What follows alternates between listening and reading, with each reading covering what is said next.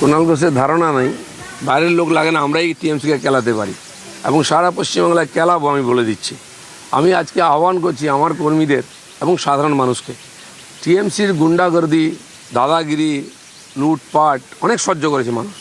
আমরা সামনে আছি, আমরা শুরু করেছি, আপনার হাত লাগান।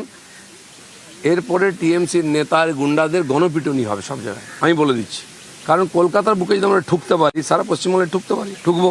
উনি হয়তো ভুলে গেছেন, যখন সুদীপ ব্যানার্জিকে অ্যারেস্ট করেছিল সিবিআই, উনি মবকে নিয়ে গিয়ে এরকম আমাদের পার্টি অফিসে অ্যাটাক করেছিলেন, ইট পাটকেল মারিয়েছিলেন। কালকেও তিনি মবকে দিয়ে এসছিলেন, দিয়ে আর বাস আটকে কাঁচ ভাঙছিলেন, সব ভিডিও দেখুন। ব্যাপারটা উল্টো হয়ে গেছে, উনি বুঝতে পারেননি।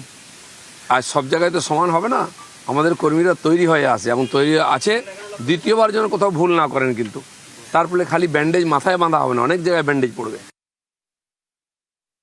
আমরা গুন্ডা নই, আমাদের মারতে পারে, তার কারণ ওদের কাছে তো গুন্ডা রয়েছে।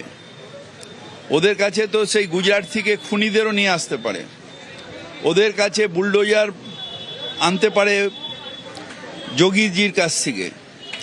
ওরা অনেক বড় ক্ষমতাবান, ইডি, সিবিআই, গুন্ডা সব ওদের কাছে আছে।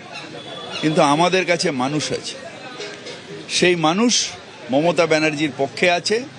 তাই কেউ কত এসআইআর করে কত ফন্দি করেছে, যেরকম দিল্লিকে উড়িয়ে দিয়েছে, মহারাষ্ট্রকে উড়িয়ে দিয়েছে, হরিয়ানাকে উড়িয়ে দিয়েছে, চেয়েছিল বাংলাকে উড়িয়ে দিতে।